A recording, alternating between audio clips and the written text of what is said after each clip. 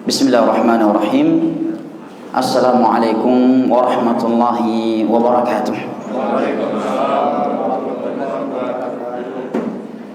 Alhamdulillah, wassalatu wassalamu ala rasulillah wa ala alihi wa sahbihi wa sallama tasliman katsira, amma ba'd. Alhamdulillah, puji dan syukur senantiasa kita panjatkan kehadirat Allah Jalla wa Ala yang telah berfirman, wa in ta'uddu ni'matallahi la tuhsuha innal insana ladzalumun kafar. Dan kalaulah kalian menghitung-hitung akan nikmat Allah atas kalian, la tuhsuha, niscaya kalian tidak akan mampu menghitungnya.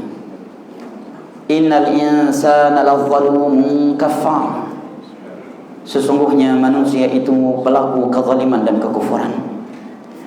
Merupakan nikmat dan anugerah dari Allah Jalla wa Ala yang wajib kita syukuri. Pada kesempatan kali ini adalah Allah Jalla wa Ala mempertemu dan mengumpulkan kita di rumahnya yang mulia ini di atas undang-undang dasar kita, radhina billahi rabba wa bil islami dina wa bi Muhammadin sallallahu alaihi wasallam nabiyyan wa rasula. Setelah melaksanakan ibadah salat maghrib berjamaah yang kita memohon kepadanya, Rabbana taqabbal minna innaka antas sami'ul alim. Dan sembari menunggu masuknya waktu salat isya yang merupakan salah satu dari dua salat yang Nabi sallallahu alaihi wasallam sabdakan, inna athqalas salati 'alal munafiqin salatul isya wa salatul fajr walau ya'lamuna ma fihima la atawhuma walau habwa. Sesungguhnya salat yang paling berat bagi orang-orang munafik adalah salat isya dan salat subuh. Walau ya'lamuna ma fihima la atawhuma walau habwa. Dan kalaulah mereka mengetahui keutamaan pergi melaksanakan salat subuh dan isya, maka mereka akan pergi melakukannya walaupun mereka harus merangkak. Jamaah ibu bapak, saudara dan saudari yang saya cintai dan saya muliakan, diriwayatkan oleh Imam Muslim dari Abu Hurairah radhiyallahu anhu bahwa Nabi sallallahu alaihi wasallam bersabda, ala adullukum ala ma yamhullahu bihil khataya wa yarfa'u bihi darajat. Maukah kalian aku tunjukkan amalan-amalan yang dapat menghapuskan dosa-dosa kalian dan mengangkat derajat kalian di sisi Allah Subhanahu wa taala? Mendengar demikian, maka serentak para sahabat Nabi sallallahu alaihi wasallam menjawab, bala ya Rasulullah, tentu kami mau wahai Rasulullah. Maka Nabi sallallahu alaihi wasallam menjawab, isbaghul wudu 'ala al-makarih wa kathratul khuta ila al-masajid wa intidharu as-salati ba'da as-salah fadzalikumur riba. Menyempurnakan wudu. Dan kata Imam Az-Zuhri, seorang ulama tabi'in, tidak ada wudu yang lebih sempurna daripada wudunya Nabi SAW. Menyempurnakan wudu walaupun sedikit berat karena sedang cuaca dingin atau sebab yang lainnya. Yang kedua, banyaknya langkah yang kalian angkat menuju masjid. Dan yang ketiga adalah wantidharus salah ba'da salah, menunggunya masuk waktu salat setelah melakukan suatu salat sebelumnya. Dan itulah yang namanya riba, dan itulah yang namanya riba. Dan keutamaan melakukan riba Allah sebutkan di akhir surat Ali Imran, ya ayyuhalladzina amanu isbiru wa sabiru wa rabitu wattaqullaha la'allakum tuflihun. Allah menjadikan riba sebagai sebab keberuntungan dan kesuksesan dunia dan akhirat. Maka jamaah yang dimuliakan Allah, kajian ilmu agama yang kita hadiri setelah salat maghrib sambil menunggu masuknya waktu salat isya, ini keutamaan di atas keutamaan. Keutamaan yang pertama, keutamaan salat maghrib berjamaah. Keutamaan yang kedua, keutamaan hadir majelis ilmu agama yang luar biasa keutamaannya. Cukuplah sebuah hadis Nabi yang menggambarkan kepada kita besarnya keutamaan yang Allah berikan kepada orang yang hadir majelis ilmu agama dan dilaksanakan di dalam rumah Allah. Di dalam hadis yang diriwayatkan oleh Imam Muslim dari Abu Hurairah radhiyallahu anhu, Nabi SAW bersabda, "Wa majtama'a qaumun fi baitin min buyutillah yatluna kitaballahi wa tadarasunahu fima bainahum illa nazalat 'alaihimus sakinah wa ghasyiyatuhumur rahmah wa hafathumul malaikah wa dzakarahumullahu fi man 'indah." Tidaklah ada suatu kaum yang berkumpul di rumah Allah mempelajari agama Allah sesama mereka kecuali akan turun sakinah ilahi untuk mereka. Wa ghasyiyatuhumur rahmah, tercurahkan rahmat ilahi untuk mereka. Wa hafathumul malaikah, malaikat Allah akan berdatangan untuk duduk dan meliputi mereka. Wa dzakarahumullahu fi man indah, dan nama mereka disebut-sebut oleh Allah Jalla wa Ala dengan pujian dan sanjungan di hadapan malaikat-malaikat yang ada di sisinya. Keutamaan berikutnya adalah keutamaan menunggu masuknya suatu salat setelah melakukan salat sebelumnya. Walaupun dia sedang duduk, bukan sedang salat, tetap dia terhitung, teranggap seperti orang yang sedang melakukan salat. Di dalam hadis yang diriwayatkan oleh Imam Al-Bukhari dan Muslim dari Abu Hurairah radhiyallahu anhu, Nabi mengatakan, "Wala yazalu fi shalah man tadharatis salah, ma kanatis salah hiya allati tahbisuhu." Orang yang sedang duduk di dalam rumah Allah menunggu masuknya waktu suatu salat, dia terhitung, teranggap, dituliskan untuknya pahala orang yang sedang salat, selama yang membuat dia bertahan di dalam masjid adalah salat berikutnya. Dan malaikat-malaikat Allah mendoakannya, Allahumma salli alaihi, Allahumma ighfir lahu warham, ya Allah pujilah dia, ya Allah ampunilah dosanya, dan ya Allah rahmatilah dia. Maka kajian yang seperti ini adalah keutamaan di atas keutamaan. Jamaah yang dimuliakan Allah, ini sebagai muqaddimah dan pendahuluan. InsyaAllah ta'ala pada kesempatan yang singkat ini saya ingin mengajak diri saya pribadi dan segenap ibu bapak, saudara dan saudari yang saya cintai dan saya muliakan, rahimani Allah wa iyyakum wa baraka fikum, untuk merenungi sebuah hadis Nabi SAW yang berikut ini. Mudah-mudahan banyak pelajaran dan untaian hikmah yang dapat kita petik dari hadis yang akan menjadi bahan renungan kita pada kajian kesempatan kali ini. Hadis tersebut disebutkan oleh ulama besar kita dalam mazhab Syafi'i, Al-Imam An-Nawawi. Di dalam kitab beliau Riyadhus Shalihin, diriwayatkan oleh Al-Imam Muslim dari Jabir bin Abdullah radhiyallahu anhuma. Beliau mengatakan, sami'tu Rasulullah sallallahu alaihi wasallam yaqul, aku pernah mendengar Rasulullah sallallahu alaihi wasallam bersabda, inna mathali wa mathalakum kamathali rajulin awqada nara faja'ala al-janadib wal farash yaqa'na fiha wa huwa yadhubbuhunna anha wa ana akhidhun bihujazikum wa antum tuflituna min yadayhi. Dan sebelum sampai saya menerjemahkan hadis ini, kembali saya mengingatkan untuk kita benar-benar mencermati hadis ini agar kita mengetahui kadar pemuliaan dan kecintaan kita kepada Nabi kita sallallahu alaihi wasallam. Jangan-jangan Nabi berjalan ke arah barat sedangkan kita sedang berjalan ke arah timur. Dan tidak ada satupun di antara kita yang telah dipastikan dan disebutkan namanya dalam Al-Quran dan hadis pasti sebagai penduduk syurga. Kita hanya bisa berharap, harap cemas kepada Allah Jalla wa'ala. Nabi mengatakan, inna mathali wa mathalakum kamathali rajulin awqada nara. Perumpamaan aku dan kalian itu seperti seorang laki-laki yang menghidupkan api di malam hari. Tatkala api yang dia hidupkan tersebut telah menyala, faja'ala al-janadib wal farash yaqa'na fiha, maka datanglah hewan-hewan kecil seperti belalang dan yang semisal dengannya mendekati api tersebut. Wa huwa yadhubbuhunna anha, dia pun sekuat tenaga menjauhkan hewan-hewan kecil tersebut, menyelamatkan belalang-belalang dan hewan-hewan kecil seperti belalang tersebut dari api tersebut agar tidak mendekatinya, agar tidak terbakar dengan api tersebut. demikianlah aku dengan kalian.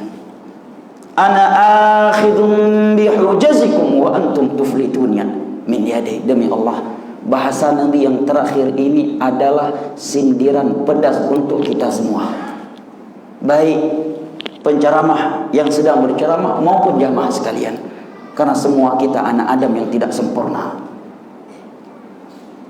Demi Allah, kalau kita tidak tersindir, bahkan tidak tersinggung dengan sabda Nabi di akhir hadis ini, demi Allah hati kita lebih keras daripada batu. Demi Allah, berarti hati kita sedang berpenyakit, atau na'udzubillah, jangan-jangan sudah mati. Apa Nabi katakan kepada kita tentang kita di akhir hadis ini? Wa ana akhidhum bihujazikum wa antum tuflituna min yadai. Aku pegang erat-erat pinggang kalian. Bahasa Nabi, pinggang kalian, karena pegangan yang paling kuat itu di pinggang. Kalau orang melakukan lomba tarik tambang, di mana dia pegang orang yang di depannya? Di leher atau di pinggang? Di pinggang. Orang yang berboncengan di atas sepeda motor, leher orang yang di depannya dia pegang atau pinggang? Pinggang. Karena itu pegangan yang paling kuat. Ini perumpamaan dari Nabi bahwa beliau benar-benar berusaha sekuat tenaga beliau untuk menyelamatkan kita dari neraka Allah. Kemudian di akhir hadis Nabi mengatakan wa antum tuflituna min yadi, tetapi kalian rela melepaskan kedua tanganku dari pinggang kalian. Pedas tidak jemaah bahasa? Wallahi sangat pedas jemaah. Wallahi sangat dalam bahasa Nabi kita SAW ini. Jangan sampai ada di antara kita yang tidak merasa dengan sindiran Nabi SAW. Kita harus tersinggung. Kita harus merasa bahwa kitalah yang diinginkan oleh Nabi. Setiap kita. Jangan melihat ke kanan dan ke kiri. Dan jangan melihat ke atas dan ke bawah. Lihat diri kita masing-masing. Jadikan diri kita sebagai orang yang Nabi maksud dengan hadis ini. Tanpa terkecuali. Nabi katakan, aku pegang erat-erat pinggang kalian dengan kedua tanganku. Wa antum tuflituna min yadai. Tetapi kalian rela melepaskan kedua tanganku dari pinggang kalian. Luar biasa tajamnya bahasa beliau jemaah. Luar biasa pedasnya sindiran beliau. Dan luar biasa dalamnya bahasa yang beliau gunakan di dalam hadis ini. Sebagai bahan analogi ringan jamaah, apabila ada seorang anak dipegang pinggangnya, dipegang tubuhnya oleh si ayah dan ibundanya, sambil menangis ibu dan ayahnya mengatakan, nak tolong jangan pergi nak. Dia ingin pergi untuk perbuatan yang sia-sia misalkan, hanya karena ingin nonton bola, hanya ingin goes, hanya ingin jogging. Ibunya memegang tangannya berkata kepadanya, nak tolong jangan tinggalkan ibu nak, nak tolong jangan pergi nak. Tetapi dengan rela dari hatinya dia melepaskan tangan ibunya, mencampaknya, meninggalkannya, membiarkan ibunya menangis-nangis, dan dia pergi begitu saja. Tentunya semua orang akan sepakat mengatakan ini anak sangat durhaka, ya kan? Pasti semua orang akan mengatakan itu anak nggak punya perasaan, nggak punya kasih sayang kepada orang tuanya. Tetapi kita terkadang tidak sadar kita lebih durhaka dari itu terhadap Rasulullah SAW, dan kedudukan Rasulullah SAW di atas kedudukan kedua orang tua kita. Ketika Umar bin Khattab radhiyallahu anhu datang kepada Nabi SAW dalam riwayat Al-Imam Al-Bukhari, beliau mengatakan, ya Rasulullah, anta ahabbu ilayya min ahli wa mali illa min nafsi. Wahai Rasulullah, engkau lebih aku cintai daripada anggota keluargaku, istri, anak, orang tua, dan engkau lebih aku cintai daripada hartaku, kecuali dari diriku. Umar mengira ucapan beliau ini sudah cukup sempurna ketika mengatakan, engkau lebih aku cintai daripada keluarga dan hartaku semuanya ya Rasulullah, kecuali ketimbang diriku. Maka Nabi mengatakan, la ya Umar, engkau belum beriman dengan iman yang sesungguhnya wahai Umar, sampai engkau mencintai aku melebihi anakmu, orang tuamu, hartamu, dan dari dirimu sendiri. Maka Umar pun meralat ucapannya. Kemudian mengatakan, kalau demikian engkau lebih aku cintai daripada diriku, wahai Rasulullah. Maka Nabi pun mengatakan, al-an ya Umar, sekarang kamu baru benar-benar umatku. Mungkin kita belum sampai ke tingkatan itu, jemaah. Jangankan dengan nyawa, harta orang tua, hanya Nabi minta sholat subuh berjamaah, kita enggan melaksanakannya, padahal nggak ada uzur syar'i.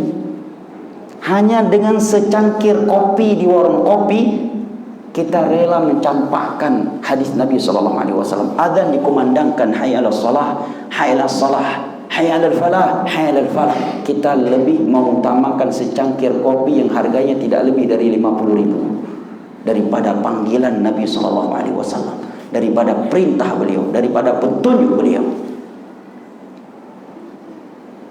Jamaah yang dimuliakan Allah, hadis Nabi SAW ini menerangkan kepada kita bahwa Nabi SAW telah melakukan kewajibannya.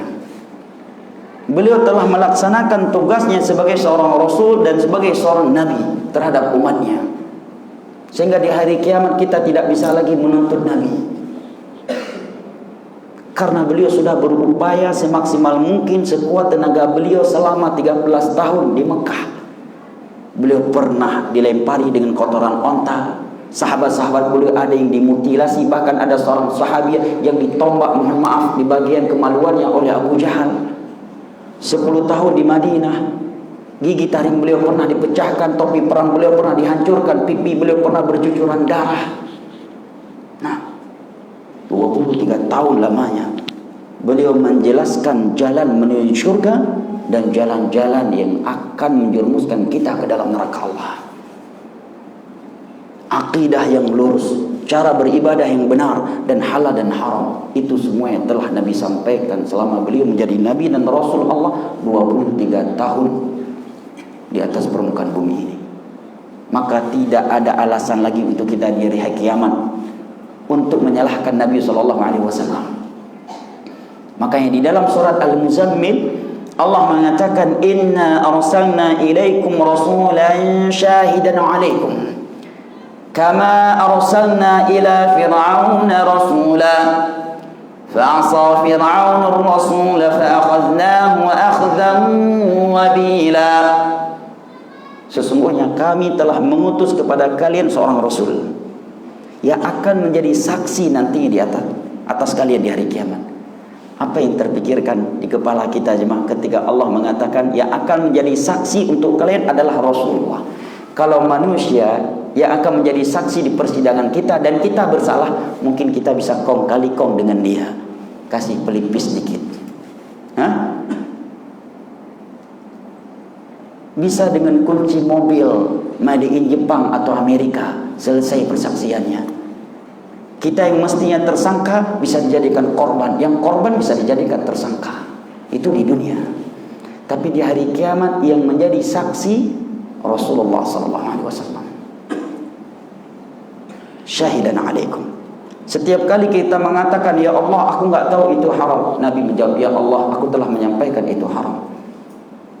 Setiap kali ada di antara kita, ya Allah, aku nggak tahu cara sholat rupanya seperti ini, cara berzikir rupanya seperti ini, cara umrah seperti ini, cara haji seperti ini, cara zakat seperti ini, cara menguruskan jenazah seperti ini. Nabi akan mengatakan, ya Allah, telah aku sampaikan. Aku telah sampaikan cara sholat, cara berzikir, cara haji, cara umrah, cara zakat, dan berbagai ibadah lainnya. Nggak ada alasan lagi, jemaah. Kama arsalna ila fir'auna rasulah, sebagaimana kami telah mengutus kepada Fir'aun seorang rasul. Siapa? Musa. Tapi Fir'aun tidak mau mengikutinya. Kenapa? Karena dia lebih kaya. Dia raja nomor 1. Raja nomor 1. Kekayaan nggak ada yang ngalahkan. Kekuatan fisik pun Fir'aun nggak ada yang ngalahkan. Bayangkan, ada raja yang tukang sihir hebat, jumlahnya banyak, takut kepadanya. Biasanya di dunia ini pejabat, raja yang takut kepada tukang sihir. Tapi dengan Fir'aun, tukang sihir diancam sama Fir'aun, la usallibannakum fi judhu'in nakhl. Aku akan salib kalian semua wahai tukang-tukang sihir di atas pelepah kurma. Menunjukkan Firaun seorang yang sangat ditakuti, kejam, bengis. Allah katakan sebagaimana kami telah mengutus kepada Firaun seorang rasul, yaitu Musa dan Harun. Tetapi Firaun memaksiati rasul tersebut, maka kami pun menyiksanya. Maknanya kata para ulama, kalian juga akan kami perlakukan demikian apabila kalian tidak mentaati rasul yang diutus kepada kalian. Ya maha dimuliakan Allah. Semua kita bisa mengaku cinta kepada Nabi SAW. Semua orang bisa mengaku cinta Nabi Muhammad, sayang kepada Nabi Muhammad. Tetapi yang Allah butuhkan itu pembuktian. Seorang penyair Arab mengatakan, kullun yadda'i waslan bi Laila wa Laila la tuqirru bidzalik. Semua mereka mengaku ada hubungan dengan si Laila karena dia seorang bunga desa atau bunga daerah suatu tempat. Semua mereka mengaku ada hubungan dengan Laila. Yang ini mengaku mantan pacarnya si Laila, yang satu lagi mengaku mantan suaminya, yang satu lagi mengaku sebagai calon istrinya, yang satu lagi mengaku sebagai ponakannya, sepupunya, dan seterusnya. Wa Laila la tuqiru bidzalik. Tetapi Laila tidak pernah mengakui pengakuan mereka sama sekali. Demikian pula pengakuan kita cinta Allah, cinta Rasul. Jawabannya ada pada diri kita masing-masing. Kita tidak perlu melihat kepada orang yang berada di sebelah kanan, kiri, depan dan belakang kita. Ada pada diri kita masing-masing. Apakah kita benar-benar mencintai Rasulullah? Apa pembuktiannya? Berikut ini beberapa bukti seseorang itu cinta Rasulullah SAW, dan adalah konsekuensi dari syahadat asyhadu anna Muhammadan abduhu wa rasuluh. Yang pertama adalah mentaatinya. Allah Jalla wa Ala berfirman di dalam surat An-Nisa, wa ma arsalna min rasulin illa liyuta'a biiznillah. Tidaklah kami mengutus orang rasul kecuali untuk ditaati, bukan sekedar untuk dikenang. Bukan sekadar mengenal namanya, mengetahui hari lahirnya, bulan lahirnya, tahun wafatnya, hanya sekedar menghafal nama-nama istrinya, menghafal nama anak-anaknya.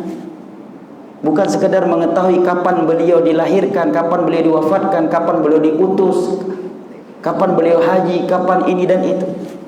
Tujuan utama Allah mengutus seorang rasul liyuta'a biiznillah, untuk ditaati.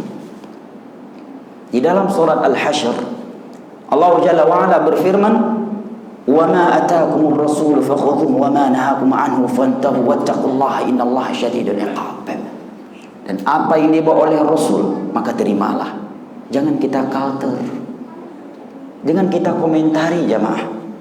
Sebagian orang ketika mengomentari sunnah Nabi mengesankan seolah-olah dia lebih tahu tentang arti hikmah daripada Nabi Muhammad SAW. Seolah-olah dia lebih mengerti tentang nilai-nilai kemanusiaan daripada Nabi SAW. Seolah-olah dia lebih rahmat kepada alam semesta ini daripada Nabi Muhammad SAW. Seolah-olah dia lebih mengerti tentang persatuan umat daripada Nabi Muhammad SAW.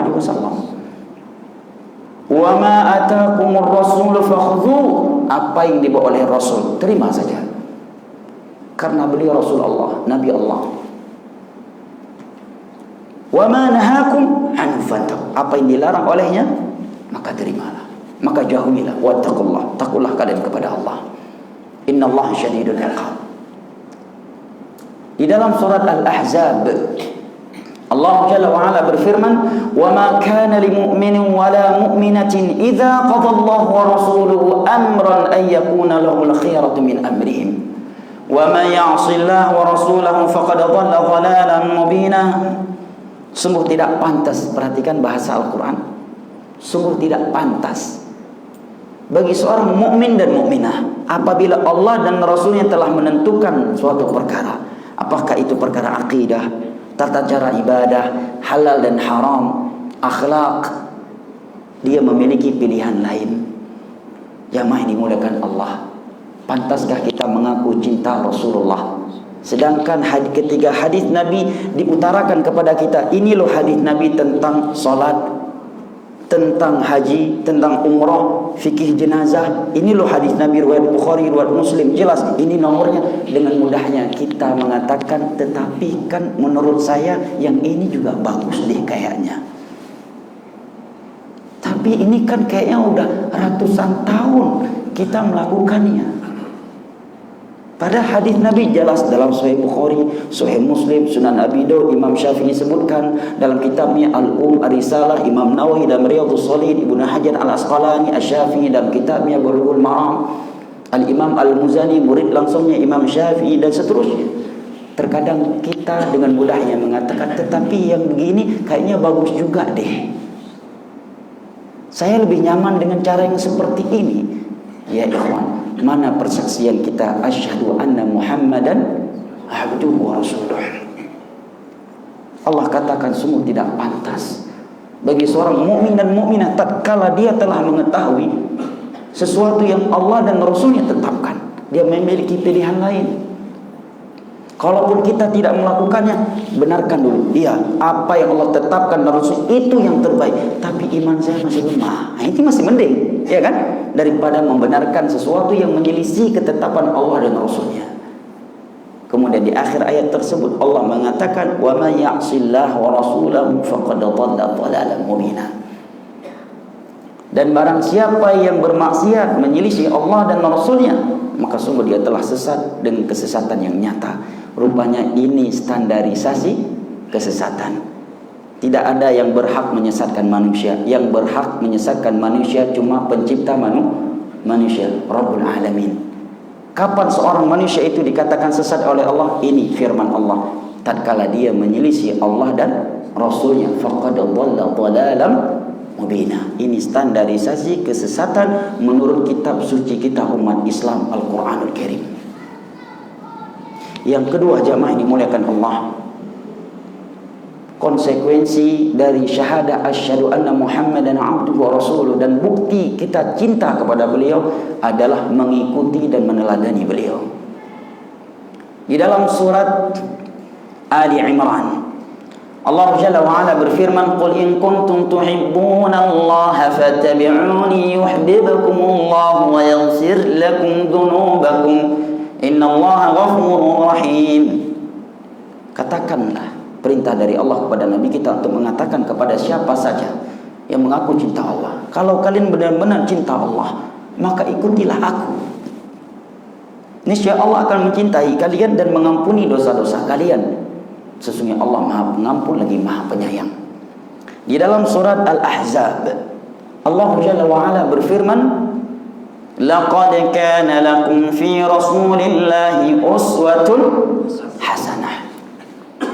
Sungguh telah ada untuk kalian suri teladan yang baik pada diri Rasulullah sallallahu alaihi wasallam. Tetapi siapa yang mau menjadikan beliau sebagai suri teladannya? Hanya mereka yang Allah katakan, liman kana yarjullaha wal yawmal akhir wa dzakarallaha katsiran. Mereka yang mengharapkan pertemuan dengan Allah. Orang yang tidak pernah terbesit di hatinya akan berjumpa, merindukan pertemuan dengan Allah, gak bakal punya mental untuk meneladani Rasulullah. Gak akan mungkin mau. Kenapa? Allah katakan, liman kana yarjullah. Hanya mereka yang mengharapkan pertemuan dengan Allah. Orang yang hatinya tidak pernah mengingat pertemuan dengan Allah, merindukan pertemuan dengan Allah, akan mungkin mengikuti Rasulullah SAW. Bahkan dia rela mengorbankan sunnah Nabi, hadis-hadis Nabi, agama Nabi demi dunia yang semu lagi menipu ini. Yang kedua kata Allah, wal yaumil akhir. Mereka yang selalu mengharapkan kehidupan akhirat, yang memprioritaskan kehidupan akhirat daripada kehidupan dunia. Yang ketiga, wa dzakarallaha katsiran. Dia banyak mengingat Allah. Maka ya, orang yang apabila telah diperbudakkan oleh dunia dan dia lebih memprioritaskan dunia daripada akhirat, gak akan mungkin mau meneladani Rasulullah SAW. Ini ayat Al-Quran yang memberitakannya.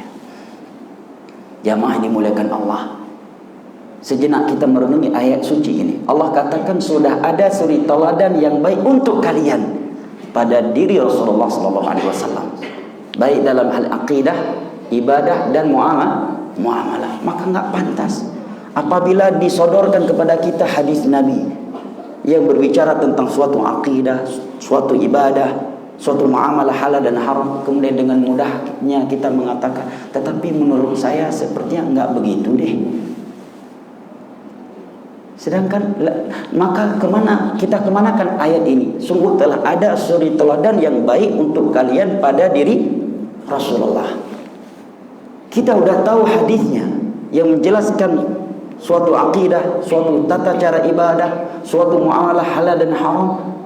Kita yakin itu hadis Nabi, riwayat Bukhari, riwayat Muslim, Imam Nawawi sebutkan dalam Riyadhus Shalihin dan seterusnya.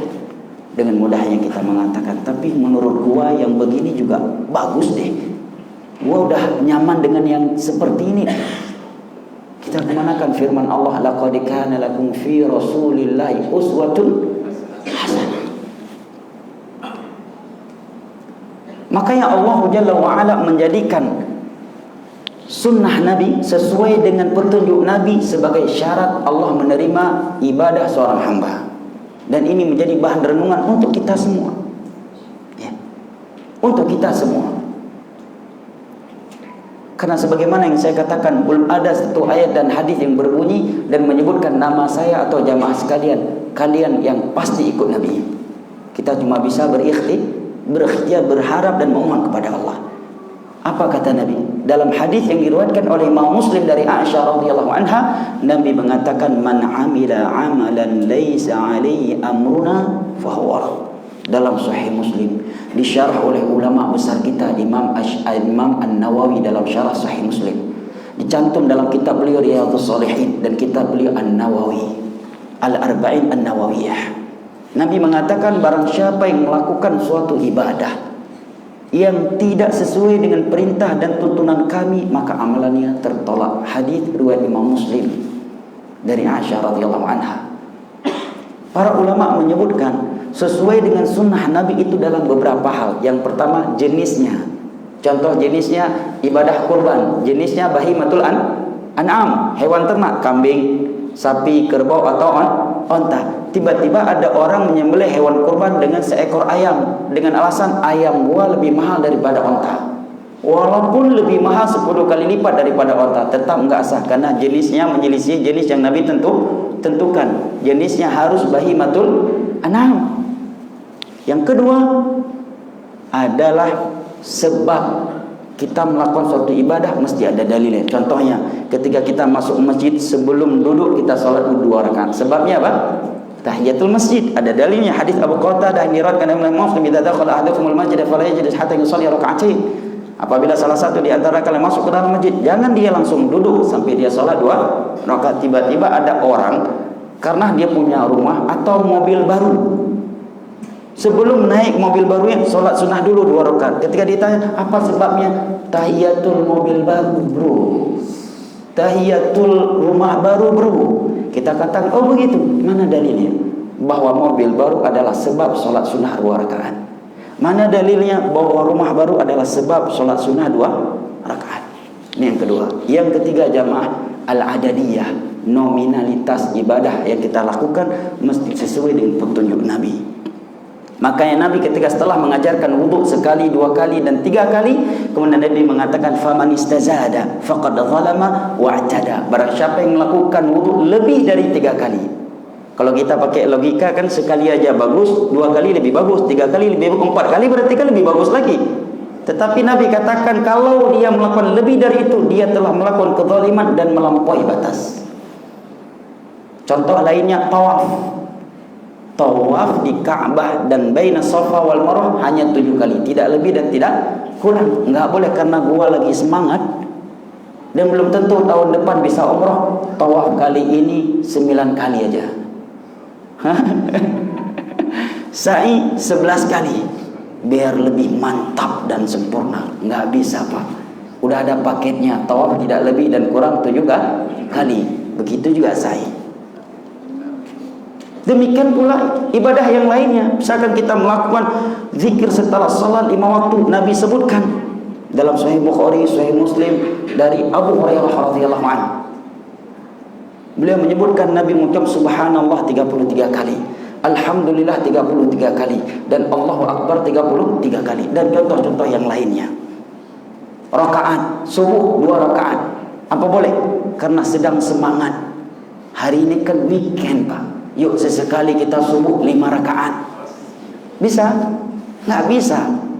Padahal nggak ada larangannya, nggak ada. Antum bisa buka Al-Quran 30 juz, nggak ada ayat yang berbunyi jangan sholat subuh lebih dari 2 rakaat. Seluruh kitab hadis yang ada di atas permukaan bumi, Anda tidak akan dapatkan ada hadis yang berbunyi jangan sholat subuh lebih dari 2 rakaat. Tetapi semua muslim di belahan dunia sepakat sholat subuh tidak boleh lebih dari 2 rakaat karena sunnah Nabi seperti itu. Nabi nggak pernah melakukan lebih dari itu, walaupun beliau tidak melarangnya. Karena hukum ibadah tidak boleh melakukannya kecuali sesuai dengan sunnah Nabi. Nah, yang keempat adalah al-kaifiyah.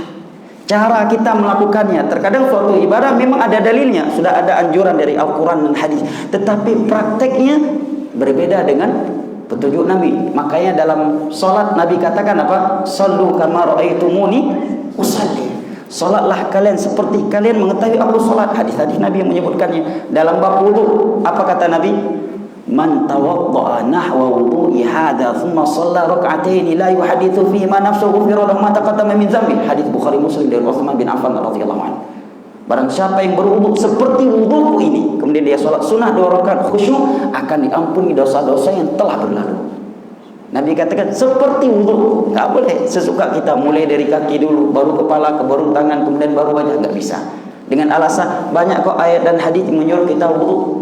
Makanya dalam haji pun Nabi katakan apa? Khudhu anni manasikakum. Ambil haji kalian dari yang telah aku praktekkan. Menunjukkan tidak bisa sesuka kita, tidak bisa dengan perasaan kita, atau menurut apa yang kita lihat dari mayoritas manusia. Mesti sesuai dengan cara yang Nabi praktekkan. Ini yang keempat. Yang kelima dari sisi waktu. Contohnya apa? Haji.